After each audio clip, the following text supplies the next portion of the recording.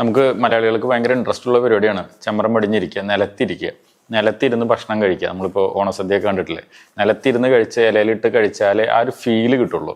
ഒരുപാട് ഗുണങ്ങളുള്ള സംഭവമാണത്. അതിന് കുറേ ഹെൽത്ത് ബെനിഫിറ്റ്സ് ഉണ്ട്. അതേപോലെ തന്നെ അതിനൊരു റിസ്ക് ഫാക്ടറും ഉണ്ട്. നമ്മൾ ഈ മുട്ട് കാലും മടക്കി താഴെ ഇരിക്കുമ്പോൾ ഒരു ഗുണം, നമ്മുടെ മസിൽസൊക്കെ അത്രയും സ്ട്രെച്ച്ഡ് ഔട്ടാണ്. നമുക്ക് മസിൽസ് മുട്ട് ഫുള്ള് ബാക്കിലേക്ക് മടങ്ങി വരാൻ ഹെൽപ്പ് ചെയ്യും, ഡെഫിനറ്റ് ആയിട്ടുണ്ട്. പക്ഷെ നമ്മൾ അത്രയും താഴ്ന്ന ഒരു സ്ഥലത്ത് നിന്ന് നമ്മൾ ഇരിക്കുക എഴുന്നേൽക്കുകയൊക്കെ ചെയ്യുമ്പോൾ നമ്മുടെ മുട്ടിന് ഭയങ്കര ലോഡാണത്. അത്രയും നമ്മുടെ ബോഡി വെയ്റ്റിനെ ഒരു അബ്നോർമൽ പൊസിഷനിൽ നിന്ന് പൊക്കിയെടുക്കാം.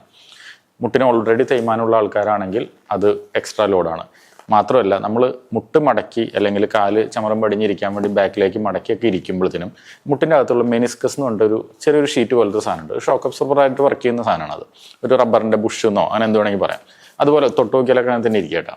അപ്പോൾ ഈ സാധനം അതിൻ്റെ ഉള്ളിൽ ഇൻറ്റേർണലി കിടന്ന് റൊട്ടേറ്റ് ചെയ്യാനും ഒരു അബ്നോർമൽ പോസ്റ്റർ വന്നു കഴിഞ്ഞാൽ ഈ എല്ലുകളുടെ ഇടയിൽ അത് ജാം ആവാനും സാധ്യതയുണ്ട്.